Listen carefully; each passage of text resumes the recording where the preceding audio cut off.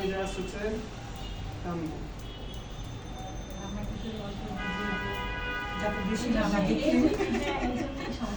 এটা নিচে পড়ে যায় আমার দেখেন প্রবলেম সলভ করতে এখানে আসা অনেক কিছু সমস্যা আমাদের ধরা করতেছে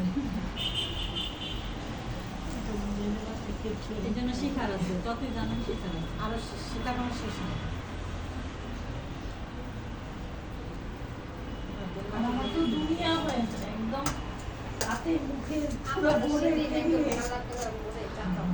সাইড দিয়ে আমার মোটামুটি চলে আসছে তাই না এখন আমার সবগুলো ক্রিম উপরে চলে আসছে না এখন আমরা কি করব উপর দিয়ে জাস্ট হচ্ছে এখন ফিনিশিং করে ফেলবো যেগুলো উপরে আসছে এখন জাস্ট সার্কিল করে আলতো হাতে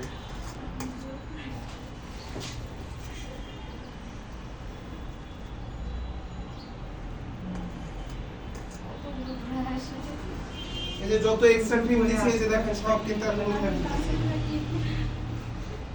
না কেটে কি হবে তুমি খাবে কি আস্তে আস্তে আমার এই সাইডে এত চোখ হবে না আমি বুঝছি না স্যার দেখা দিচ্ছে আপনার বাসায় প্র্যাকটিস করতে হয়ে যাবে হবে না কেন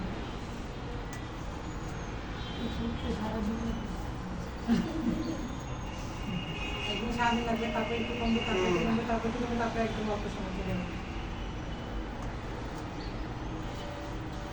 এখানে যে আমি দাঁড়াইছি কি মনে করেন 2-3 দিন করার পরে সেটাই দাঁড়াই স্যার গেছি অনেক অনেক সাধনা করে সব জিনিস সাধনা করে যত বেশি প্র্যাকটিস করবেন আরো বেশি করতে পারবেন আমার এমন স্টুডেন্ট আছে তারা হচ্ছে আমার থেকেও এখান থেকে তাদের শুরু ঠিক আছে কেক কখনো সে হচ্ছে কখনো ট্রাইও করে না এখানেই ফার্স্ট হচ্ছে আমার থেকে এখন ভালো ভালো কাজ করে তারা অনেক সুন্দর সুন্দর কাজ করে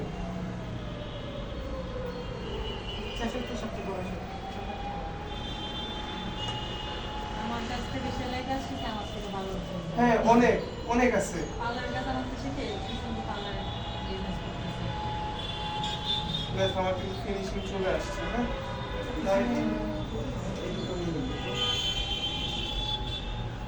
ব্ল্যাক ফরেস্ট বা হোয়াইট ফরেস্টের ক্ষেত্রে অতিরিক্ত বেশি ফিনিশিং এর প্রয়োজন পড়ে না কারণ কি কারণ এটার মধ্যে আপনার অতিরিক্ত পরিমাণে চকলেট টকলেট যায় যেটা দেখাই যায় না যেটা কিন্তু প্লেন থাকবে তখন ফিনিশিংটা ওই বেসটা বানাবেন না চকলেট এটা একদম শেষে Please. দেখেন একবারই শিখাবেন না কেন লেখা আছে তোমাদের ওই লেখা আছে নেই সেদিন স্যার দিল যে আমাদের যে অ্যাড মানে ডিজাইন এমনিতে অ্যাডের মধ্যে ডাইরেক্ট অ্যাড করবেন তখন বলছি স্যার দিছিল তো এই সময় দেখেন লেসের কথা আছে হচ্ছে আমাদের ইয়ার মধ্যে লেস আছে ফন্ডেন্টের মধ্যে আচ্ছা আমি একটা just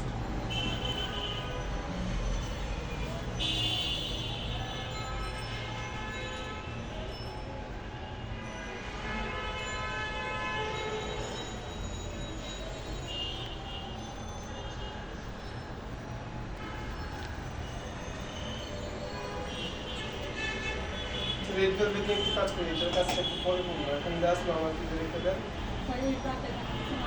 লাস্টে বলবো কেন এক সেকেন্ড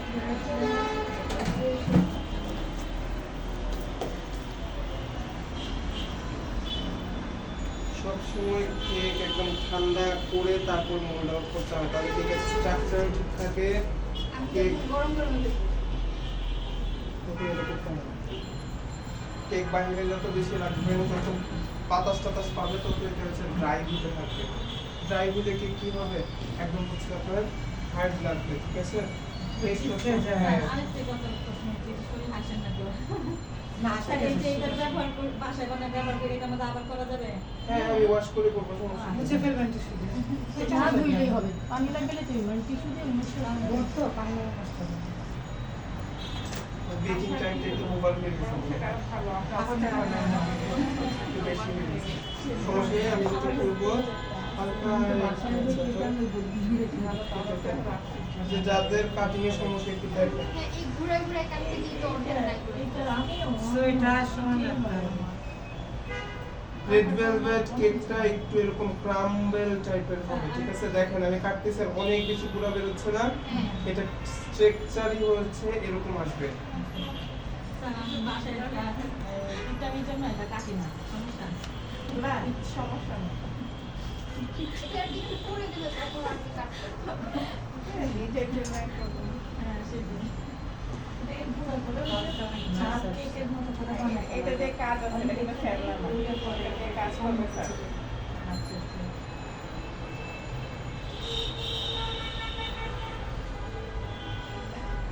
এটা গুঁড়ো করবো। এটার উপর আবার ডিজাইন করবো। এটা দিয়ে যায়। এখানে আবার হার্ট হার্ট শেপ কাট আছে। না না। আমি দেখেন আমি কিন্তু বেশি প্রেসার দিচ্ছি না, ঠিক আছে? আমি নাইফ আগে পিছে করব, নাইফের ধারেই কাটবে। আমার তো প্রেসারের কোনো দরকার নেই। এই যে এইভাবে তো আগে কিছু হয়েছে। এরকম ঘুরাইতে গেলে ওটা উপর নিচে। এখন আপনার চোখ ঠিক রাখতে হবে। একদম হচ্ছে আমি এটাকে 3টা লেয়ার কাটবো, তো এটাকে কেমন আমি হচ্ছে থিকনেস রাখলে 3টা লেয়ার উঠবে। এই যে দেখেন আমার নাইফ কিন্তু একদম সোজা, নাইফ এই পর্যায়ে বাঁকা হবে তো শেষ।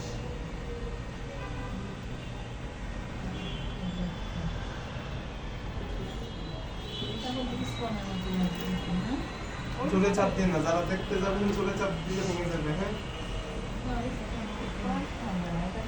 স্পঞ্জ থেকে টোটালি আলাদা হবে। স্পনকে ধরে আমার ছেড়ে দাও। এখন যে পর্যন্ত শুটিং এর 5 মিনিট আগে যেটা আমি লাগিয়ে সেটা তাহলে ঠিক হতো। 5 মিনিট না, 5 মিনিট।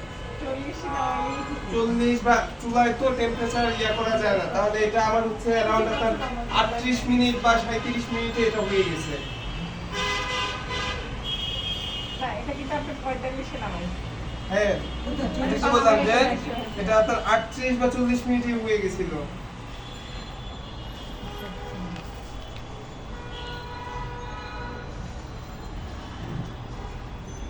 দেখছেন কত গুলা বের হয়েছে? এটা একটা কেক যে আমি যদি হচ্ছে হাতে নিয়ে এটাকে যদি আমি করি, এই যে দেখেন সব গুলা হয়ে পড়বে। এর জন্য এটা রেড ভেলভেট। হ্যাঁ,